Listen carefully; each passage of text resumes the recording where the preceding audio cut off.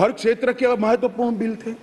उसमें इन्होंने कहा पीएम आकर जवाब दे, पीएम आएंगे तभी संसद चलने लगी। आज क्या हो गया है? आज इस बिल में मैं तो स्वागत करता हूं आपने चर्चा की, मुझे कोई आपत्ति नहीं है, मैं तो चाहता हूं हर रोज ही आ जाइए, परंतु आज क्या हुआ है? क्या डेमोक्रेसी की चिंता है? तो डेमोक्रेसी की चिंता है तो हर एक बिल महत्वपूर्ण है, हर एक बिल महत्वपूर्ण है। क्या देश की चिंता है तो किसानों के लिए भी बिल आया, बाकी सारे विषय के लिए भी बिल आए, मगर कोई नहीं आया। साहब, ना डेमोक्रेसी की चिंता है, ना देश की चिंता है, ना जनता की चिंता है। अपने गठबंधन को बचाने के लिए सारे लोग यहां आए। और आज मुझे कह रहे थे कि भारत आपको देख रहा है। मैं बता रहा हूं कि भारत देख भी रहा है, देखना भी चाहिए। आपके दोहरे चरित्र को भारत देख रहा है। आपके लिए जनता के बिल महत्वपूर्ण नहीं है। हमारे गठबंधन से एक छोटी सी सुपारी जितनी पार्टी भागकर न चली जाए, इसका बहुत बड़ा महत्व है। आपकी प्रायोरिटी बड़ी स्पष्ट हो गई भाई, बहुत स्पष्ट आप लोगों ने ही कर दी। मैं तो कुछ बोला नहीं, चुपचाप सुनता रहा, सबको पढ़ा और सब बड़ी बड़ी दुहाइयां दे रहे थे। अरे भले आदमी, कोई तो सच बोल देता कि हम इसलिए आए हैं कि केजरीवाल जी हमारे गठबंधन से भाग न जाए। माननीय अध्यक्ष जी, खैर उनका जो कारण हो, मणिपुर उनका एब्सेंट रहने का कारण नहीं है। मैंने पहले दिन से यहां कहा है, जितनी लंबी चर्चा करनी हो मणिपुर पर सरकार चर्चा करने के लिए तैयार, हर चीज का जवाब दिया जाएगा और मैं दूंगा जवाब, मैं दूंगा जवाब। माननीय अध्यक्ष जी, उनको प्रॉब्लम एक ही है कि जनता के मन में भ्रांति खड़ी कर दी जाए। मैं उनको बताता हूं कि जनता है जो सब जानती है, कभी भ्रांति खड़ी नहीं होती है। आज आपने अपने आप को यहां पर एक्सपोज कर दिया है। माननीय अध्यक्ष जी, पूरी चर्चा को मैंने सुना, प्रेमचंद्रन जी से लेकर सारे लोग जो विषय पर बोले, मैंने ध्यान पूर्वक नोट भी पढ़े हैं, सुना भी है। माननीय अध्यक्ष जी, ये फिर से मैं एक बार कहता हूं कि सदन जनता को गुमराह करने की जगह नहीं है। सारे लोग राज्य के अधिकार, राज्य के अधिकार, राज्य के अधिकार कह रहे हैं। कौन से राज्य के? कौन से राज्य के? दिल्ली राज्य ही नहीं है, ये तो संघ प्रदेश है और संघ प्रदेश में भी राजधानी क्षेत्र है जो एक विशेष आर्टिकल के तहत बनाया गया। अनुच्छेद 239 से 242 तक दिल्ली के कामकाज करने के तरीके को संविधान ने स्वीकार किया। हम तो संविधान संशोधन लेकर नहीं लाए थे, आप ही आए थे। 69वां संविधान संशोधन आप लेकर आए थे, आपने ही अधिकार नहीं दिए थे।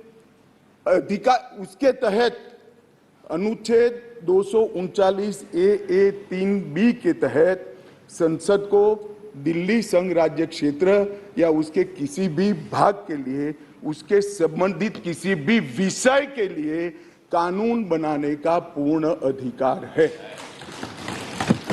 मैं फिर भी आज मैं समझता हूं कि आप लोग समझकर ही बोलेंगे, समझते हैं, मगर पॉलिटिकली बोले होंगे, मगर मैं ऐसा समझकर बोलता हूं कि आप नहीं समझे होंगे। तो राज्य और केंद्र शासित प्रदेश और राजधानी क्षेत्र, ये संविधान में अलग अलग एंटिटी है। अब राज्य की दुहाई, अभी किसी सदस्य ने कहा कल को आप किसी भी राज्य से, भाई नहीं हो सकता, राज्य के काम में दखल नहीं हो सकती।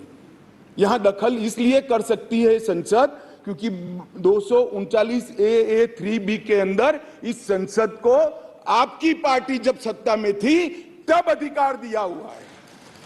और अभी किसी को लगता है मेरे अधिकार कम है तो चुनाव लड़ने से पहले आर्टिकल 239 ए 3B पढ़ना चाहिए था।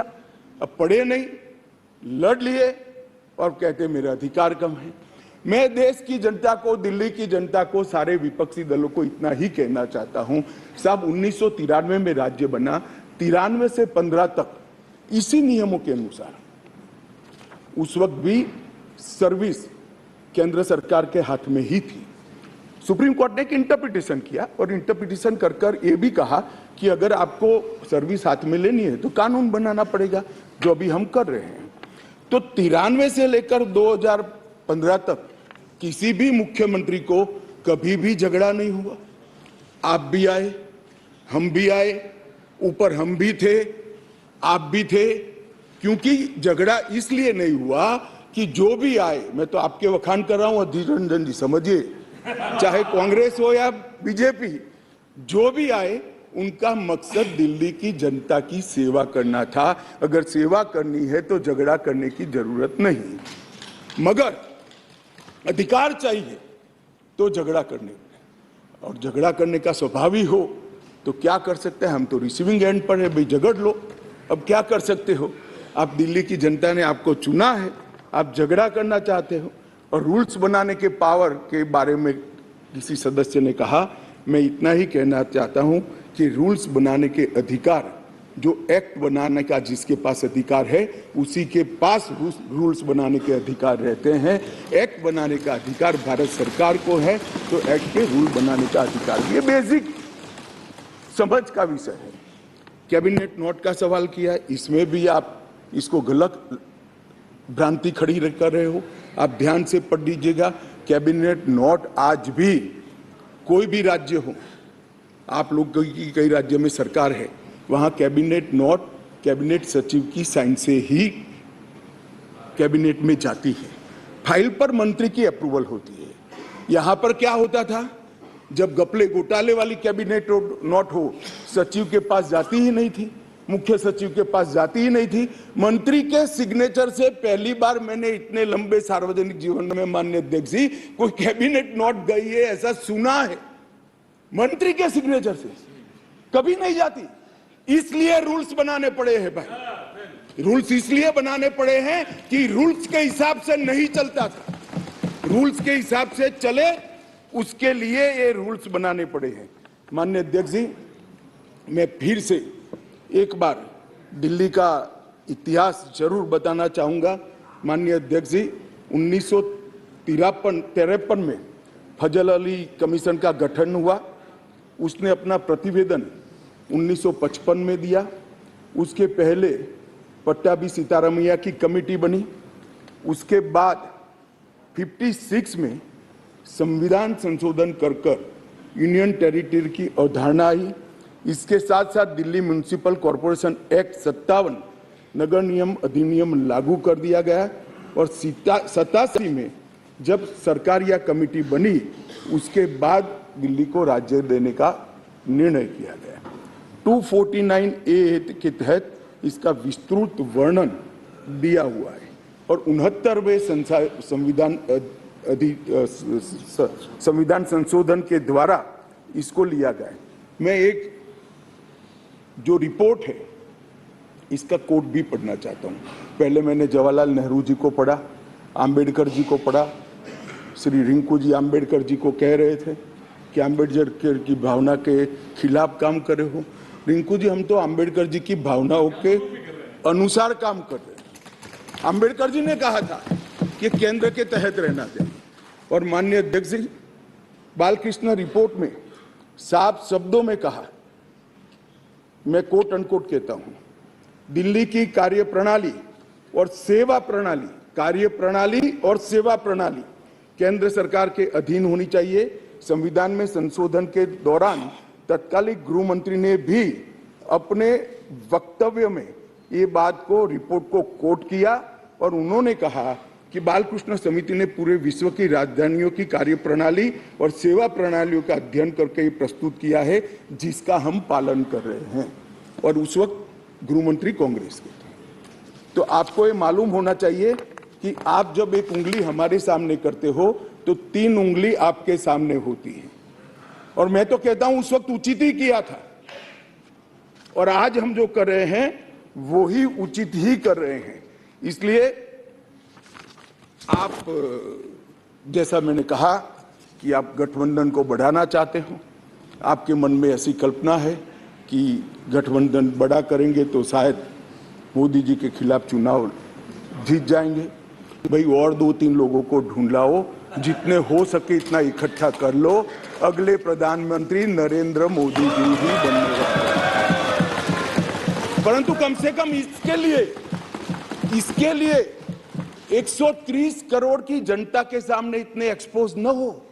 हर बिल आता है, नहीं मणिपुर पर चर्चा, मैं मणिपुर पर चर्चा करने के लिए आता, नहीं मणिपुर पर चर्चा नहीं, हम विरोध करेंगे, यहां आ जाएंगे, मेरे सामने बोर्ड लेकर खड़े हो जाएंगे। ठीक है भाई, करो। मगर जैसे ही गठबंधन टूटने वाला बिल आया, मणिपुर भी याद नहीं आया, डेमोक्रेसी भी याद नहीं आई, दंगे भी याद नहीं आए, सब इकट्ठा होकर देखो सामने बैठे, सारे इकट्ठा। और 130 करोड़ की जनता को बताते हैं हमें मणिपुर की चिंता नहीं है, हमें चुनाव की चिंता है, हमें डेमोक्रेसी की चिंता नहीं है, हमें चुनाव की चिंता है, हमारी पार्टी के कोई सिद्धांत नहीं है, केवल और केवल राजनीति में, चुनाव जीतने के लिए राजनीति में है। और बताइए भैया, आप बाहर जाकर मीडिया को, अगर ये नहीं है तो सारे बिल में क्यों एब्सेंट रहे? सारे बिल महत्वपूर्ण नहीं है क्या? सारे बिल महत्वपूर्ण है, आपको रहना चाहिए था। मगर ये बिल इसलिए महत्वपूर्ण है कि ये बिल आपके गठबंधन को क्षति करता है। और मैं एक बात आगे कह देता हूं कि ये बिल पास होने के बाद वैसे भी आपका गठबंधन टूट जाने वाला है, केजरीवाल जी आपको बाय बाय कर देंगे। माननीय अध्यक्ष जी, एक बात आई कि भाई अध्यादेश क्यों लेकर आए। मैं बताना चाहता हूं कि 11/5/2023 को संविधान पीठ ने एक फैसला दिया। अब संविधान पीठ के फैसले को कोई ध्यान से पढ़ेगा तो वो फैसला कहता है, इन अ वे संविधान पीठ ने 2 जजों की खंडपीठ का, बेंच का गाइडेंस किया है। फाइनल निर्णय 2 जज की बेंच ने करना है।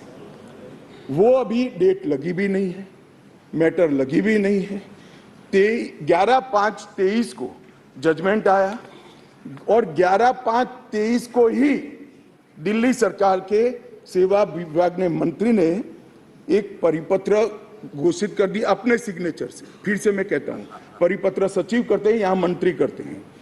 आज 5:30 बजे तक पात्र अधिकारियों की सूची के साथ जो इस पर तैनात किए जा सके, सचिव सेवाएं की तैनाती, मतलब सर्विस जो देखते हैं वो सचिव की तैनाती के लिए नोट प्रस्तुत किया जाए।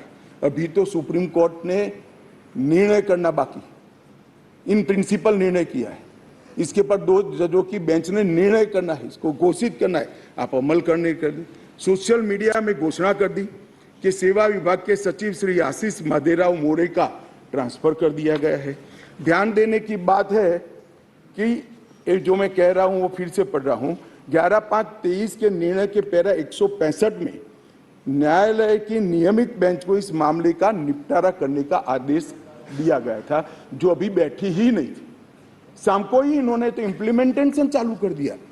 इसके बाद सतर्कता विभाग, विजिलेंस मंत्री जी ने सभी सहायक निर्देशकों को आदेश दे दिया कि विशेष सचिव सतर्कता, विजिलेंस कमिश्नर को के सचिव है विजिलेंस के, उसको रिपोर्ट न करिए, रिपोर्ट मत करिए। क्यों? अभी जजमेंट नहीं आया। क्यों?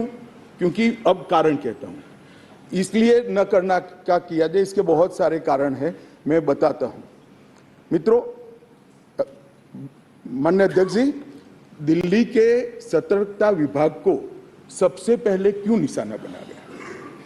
अगर सेवा के अधिकार मिल गए, चलो मैं 1 मिनट के लिए मान लेता हूं मिल गए, तो सबसे पहले कोई क्या करेगा? रोड एंड बिल्डिंग की चिंता करेगा, पीने की पानी की चिंता करेगा, साफ सफाई की चिंता करेगा, आरोग्य की चिंता करेगा। इन्होंने विजिलेंस की चिंता करी, बोलो प्रायोरिटी तो देखिए साहब इनके साथी की, विजिलेंस की चिंता करी। भला विजिलेंस की चिंता क्यों करी? इससे दिल्ली की जनता का क्या भला होने वाले था? मैं बताता हूं, क्योंकि विजिलेंस विभाग को इसलिए निशाना बना गया, माननीय अध्यक्ष जी, कि इसमें बहुत सारी संवेदनशील फाइलें बंद पड़ी थी। कौन सी फाइलें थी? कौन सी फाइलें थी? जरा आप ध्यान से सुनना भाई, जिसके बारे में बड़े बड़े आवाज से आर्गुमेंट्स कर रहे थे, उनका एक्ट सुनना। आबकारी घोटाले के संबंधित फाइल, शराब की आबकारी घोटाले की फाइल, न्यायालय द्वारा जो आदेश किया था इसका ओपिनियन जो देना था वो फाइल विजिलेंस डिपार्टमेंट में थी, जिसके तहत उनके पूर्व डेप्यूटी चीफ मिनिस्टर जेल में बैठे हैं। अब वो फाइल कैसे इनके हाथ में दे?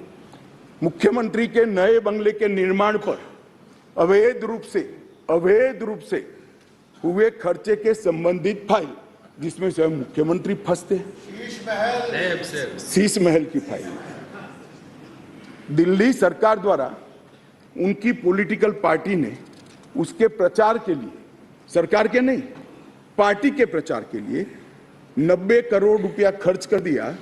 कोर्ट ने ऑर्डर किया कि वो 90 करोड़ रुपया पार्टी के खजाने से दिल्ली सरकार में भरा जाए। इसकी जांच की फाइल भी ये सतर्कता विभाग में थी। माननीय अध्यक्ष जी, एक फीडबैक यूनिट बना दिया। अब आप संविधान की दुहाई दे रहे हो, ये एक्ट सुधारने के पहले भी लॉ एंड ऑर्डर इनके पास नहीं है, तो उनके पास खुफिया विभाग नहीं हो सकता। उन्होंने फीडबैक यूनिट के नाम से करोड़ों रुपए का खर्च कर एक स्वतंत्र गैरकानूनी खुफिया विभाग खड़ा कर दिया। अब इसकी भी जांच चालू हो गई, वो फाइल भी विजिलेंस में थी। BSES जो बिजली सप्लाई करने वाली कंपनी है और BYPL कंपनियों का 21,000 करोड़ का बकाया था, फिर भी एक इंडस्ट्री को और रुपया दे दिया। उनको 21,000 करोड़ लेना है, वो साइड में रहा और दूसरा पेमेंट कर दिया। इसका भी विजिलेंस में इंक्वायरी चल रहा है। अब ये सारी फाइलों के लिए माननीय अध्यक्ष जी सतर्कता विभाग को निशाना बना दिया।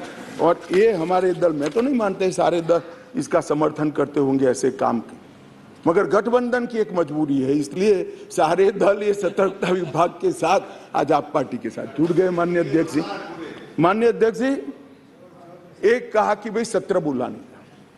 माननीय अध्यक्ष जी, सभी दलों की कहीं ना कहीं पार्टियां रही। मैं इनको ये कहना चाहता हूं कि आपने असेंबली, एक भी असेंबली ऐसी दिखी है जिसका सत्र अवसान ही न हो? माननीय अध्यक्ष जी, सत्र आहूत होता है, आप सत्र अवसान यहाँ करते हो, राष्ट्रपति महोदया साइन करती है, सत्र का अवसान होता है, नए सत्र का फिर से आहूत किया जाए। एक असेंबली देश में ऐसी है दिल्ली संघ राज्य क्षेत्र की, जिसका सत्र अवसान ही नहीं होता है, चालू ही रहती है। और जब भी पॉलिटिकल भाषण देना है, रिस्पॉन्सिबिलिटी से भागना है, सदन के विशेषाधिकार का उपयोग करना है, किसी को गाली गलौज करना है, तो आधे दिन का सत्र बुलाकर गाली बोलकर फिर से सत्र निलंबित कर देते हैं। सत्र का अवसान ही नहीं होता है। मान्य अध्यक्ष, ऐसी कोई सरकार देखी है आपने? मैं इसलिए कह रहा हूं, इनको बताता हूं आप किसका समर्थन कर रहे हो, किस व्यवस्था का समर्थन कर रहे हो माननीय अध्यक्ष जी। और देश की जनता को ये सब मालूम है। और एक कैबिनेट के अधिकारों की बात कर रहे हैं, असेंबली के अधिकारों की बात कर रहे हैं। 2020 में दिल्ली विधानसभा का एक ही सत्र बुलाया गया, बजट सत्र, जिसमें 5 बैठकें हुई, 2 दिन का, जो मजबूरी है बजट पारित कराना है। 21 में भी एक ही सत्र बुलाया गया, बजट सत्र, जिसमें 3 दिन की बैठक करी, 4 बैठकें करी, वो बजट सत्र था, मजबूरी है। 2022 में एक ही सत्र बुलाया गया, बजट सत्र, क्योंकि मजबूरी है बजट पारित करना है। और 2023 में भी एक सत्र बुलाया गया, बजट सत्र। इसके अलावा विधानसभा ही नहीं बुलाई माननीय अध्यक्ष जी। अरे विधानसभा के अधिकारों की हमारे विपक्षी दल के मित्र, कौन से अधिकार भाई? विधानसभा बुलानी है नहीं है? ओवैसी जी, आप मुगालते में हैं, आप मुगालते में है, विधानसभा बुलानी ही नहीं है।